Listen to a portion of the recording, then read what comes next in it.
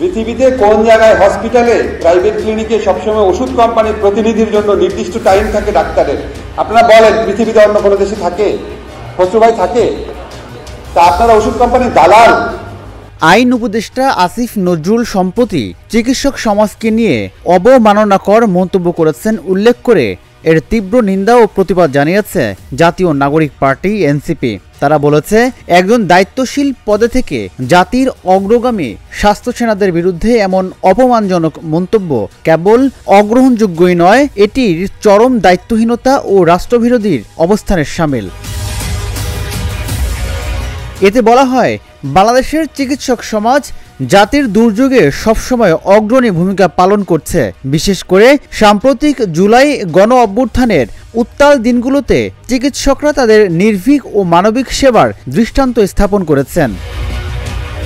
পরে চিকিৎসকদের দেয়া বক্তব্যের জন্য দুঃখ প্রকাশ করে একটি ব্যাখ্যা দিয়েছেন আইন উপদেষ্টা ডক্টর আসিফ নজরুল।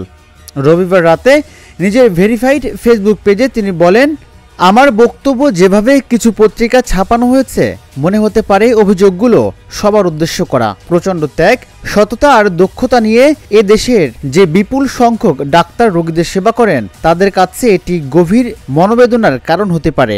এমন ডাক্তার ভাই বোনদের কাছে আমি এজন্য দুঃখ প্রকাশ করছি। তবে কিছু কিছু ডাক্তারের ক্ষেত্রে এসব অভিযোগ সত্যি কি না তা বিবেচনা করে প্রয়োজনীয় ব্যবস্থা গ্রহণ করার অনুরোধও তাদের কাছে করছি। এর আগে চিকিৎসা পেশাকে কেন্দ্র করে আইন উপদেষ্টা ডক্টর আসিফ নজরুলের বক্তব্যে ক্ষোভ প্রকাশ করেছিলেন বিএনপিপন্থী চিকিৎসকদের সংগঠন ডক্টর অ্যাসোসিয়েশন অব বাংলাদেশ ড্যাপ। উপদেষ্টার এই বক্তব্য চিকিৎসক সমাজে ব্যাপক প্রতিক্রিয়া সৃষ্টি করেছে। সামাজিক যোগাযোগ মাধ্যম সহ বিভিন্ন পরিসরে চিকিৎসকরা তীব্র সমালোচনা জানিয়েছেন। এই ঘটনায় ড্যাপ সভাপতি অধ্যাপক ডাক্তার হারুনার রশিদ এবং মহাসচিব ডাক্তার মোহাম্মদ জহিরুল ইসলাম শাকিল এক যৌথ বিবৃতি দেন। এতে তারা মন্তব্যটিকে অবমাননাকর ব্যাখ্যা দিয়ে গভীর হতাশা এবং তীব্র নিন্দা জানান। পাশাপাশি আসিফ নজরুলের কাছে বক্তব্যের ব্যাখ্যা ও দুঃখ প্রকাশ করে ক্ষমার প্রার্থনা দাবি তোলেন তারা।